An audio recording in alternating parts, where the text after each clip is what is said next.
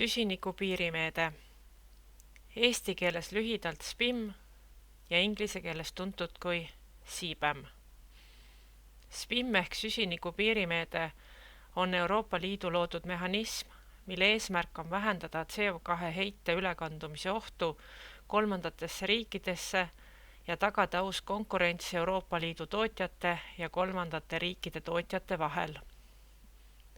SPIM on osa Euroopa Komisjoni kliima- ja energiameetmete paketist Eesmärk 55 ning see aitab tagada, et Euroopa Liitu imporditud süsinikuintensiivsete kaupade importijad maksavad süsinikuheite eest samadel põhimõtetel nagu Euroopa Liidus toodetud kaupade tootjad.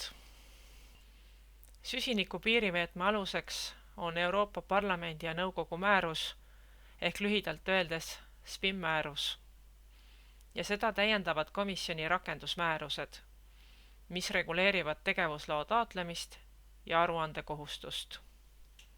SPIM-i eesmärgid on vähendada süsinikuheite leket, vältides CO2 mahuka tootmise kolimist leebemate nõuetega riikidesse, tagada aus konkurents, et importkaupade hinnad arvestaksid tootmisega seotud CO2 heidet samadel alustel nagu Euroopa Liidus toodetud kaupadel, julgustada ettevõtteid kasutama keskkonnasõbralikumaid tootmisviise, kuna süsiniku hind kajastub impordi hinnas. Toetada Euroopa Liidu kliimaeesmärkide saavutamist, vähendades kasvuhoonegaaside netoheidet 55% võrra aastaks 2030 ja saavutada kliimaneutraalsus aastaks 2050. Lihtsalt öeldes, kui kaup on toodetud väljaspool Euroopa Liitu ja selle tootmisel tekib palju CO2 heidet, lisandub kauba hinnale süsinikukulu. Euroopa Liidus on selliste toodete tootmine olnud juba aastaid hinnastatud läbi heitkogustega kauplemise süsteemi. See tagab, et reeglid oleksid võrdsed nii Euroopa kui ka kolmandate riikide tootjatele. Kellele SPIM kohaldub? Süsinikupiirimeedet kohaldatakse Euroopa Liidus registreeritud ettevõttele, kes impordib Euroopa Liitu süsinikumahukaid kaupu või kaudsele tolliesindajale, kui ta on nõustunud SPIM kohustused üle võtma. Kui importija ei asu Euroopa Liidu liikmesriigis, rakendatakse SPIM kohustust kaudse tolliesindaja suhtes. SPIM kaubad on raud ja teras, alumiinium, tsement, väetised, vesinik ja elekter. Need kaubad on valitud, sest nende tootmine tekitab palju CO2 heidet ning nendel on suur CO2 heite ülekandumise risk. See tähendab, et kui Euroopa Liidus on rangemad keskkonnanõuded, võib nende toodete tootmine kergesti kolida riikidesse, kus keskkonnanõuded on leebemad.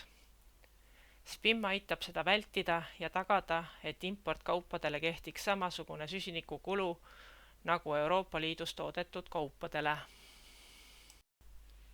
Kuidas SPIM toimib? SPIM arvestab Euroopa Liitu imporditud kaupade tootmisel tekkinud CO2 heitega. Kui kolmandas riigis on tootja juba oma toodangu CO2 heite eest süsinikuhinna tasunud, arvestatakse see maha SPIM kohustusest, et vältida topeltmaksustamist. Nii tagatakse, et Euroopa Liidu ja väljaspool Euroopa Liitu toodetud kaubad on süsiniku hinna osas võrdses seisus ning välditakse tootmise üleviimist riikidesse, kus keskkonnanõuded on leebemad. SPIM-i rakendamise etapid. SPIM-i rakendatakse 2 etapis, et ettevõtted ja riigid saaksid süsteemiga järk-järgult kohaneda. Esimene etapp on üleminekuperiood 1. oktoobrist 2023 kuni 31. detsembrini 2025. Sellel perioodil peavad importijad iga kvartal esitama aruanded imporditud kaupade koguste ja nendega seotud CO2 heidete kohta. Aruanded esitatakse SPIM üleminekuperioodi registris. Rahalisi kohustusi sel perioodil ei kaasne. Perioodi eesmärk on õppida süsteemi tundma ja koguda andmeid, et valmistuda lõplikuks rakendamiseks aastast 2026. Lõplik periood alates 2026. Alates 1. jaanuarist 2026 jõustub SPIM-i lõplik periood. Sellest kuupäevast alates on tegevusloaga SPIM-deklarandi staatus kohustuslik kõikidele ettevõtetele, kes impordivad aastas SPIM-kaupu koguses 50 tonni või enam. Ettevõtted, kes impordivad alla 50 tonni SPIM-kaupu aastas, ei pea taotlema tegevusluba ega täitma aruandluskohustust. Sellisel juhul võib kaupu edasi importida tavapärasel viisil, ilma SPIM-deklarandi staatust omamata. Tegevusloo taotlemine toimub Euroopa Komisjoni poolt loodud läbi tegevusloo taotlemise mooduli. Tegevusloo taotlemise kohta on Keskkonnaameti kodulehel eraldi juhend ja videoõpetus. Esitatakse aastaaruandeid ja esimene SPIM-deklaratsioon ehk aastaaruanne 2026. aasta kohta tuleb esitada 31. augustiks 2027. Lisanduvad rahalised kohustused seoses sertifikaatide soetamisega. Tegevusloaga deklarandid peavad ostma SPIM-sertifikaate, mis vastavad imporditud kaupade tootmisel tekkinud CO2 heitele. SPIM-sertifikaatide kauplemisplatvorm avatakse 2027. aasta veebruaris, mille järel saavad tegevusloaga deklarandid soetada sertifikaate ka 2026. aasta impordi kohta. Sertifikaadid. SPIM-sertifikaat on elektrooniline ühik, mis vastab ühele CO2 ekvivalenttonnile kauba tootmisel tekkinud heitele. Sertifikaadi hind põhineb Euroopa Liidu heitkogustega kauplemise süsteemi turuhinnal, mis kujuneb vabaturu pakkumise ja nõudluse alusel. Euroopa Komisjon arvutab SPIM-sertifikaadi hinna iga nädal, tuginedes Euroopa Liidu heitkogustega kauplemise süsteemi oksjoniplatvormil saavutatud lubatud heitkoguse ühiku nädala keskmisele sulgemishinnale ning avaldab selle avalikult. Alates 2026. aastast rakendatakse lähenemist, mille kohaselt sertifikaadi hind ja heitkoguste arvestus põhinevad tegelikel akrediteeritud tõendaja poolt kontrollitud heiteväärtustel. Kui tegelikke andmeid ei ole, kasutatakse komisjoni määratud vaikeväärtusi.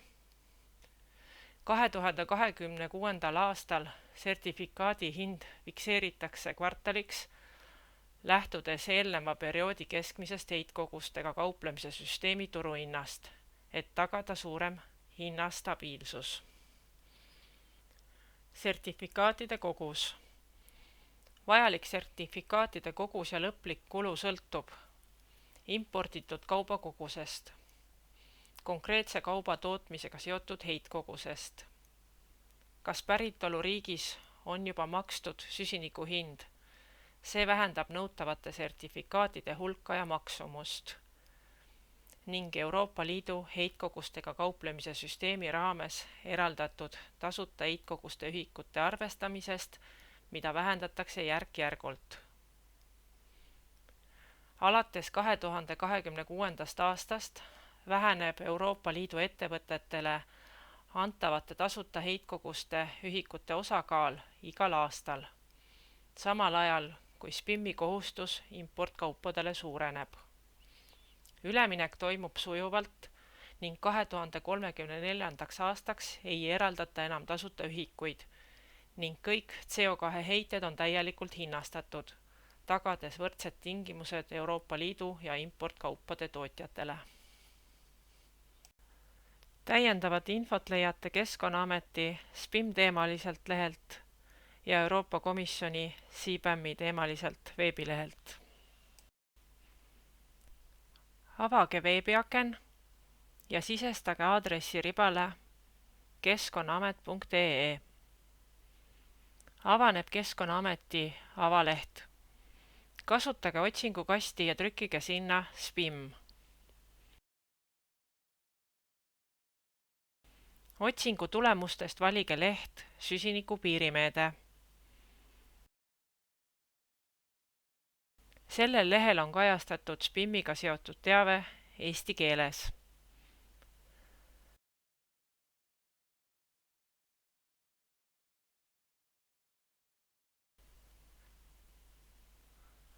Lisaks leiate samalt lehelt lingi, mis viib Euroopa Komisjoni CBAM teemalisele veebilehele, kus on süsiniku piirimeetme info kättesaadav inglise keeles.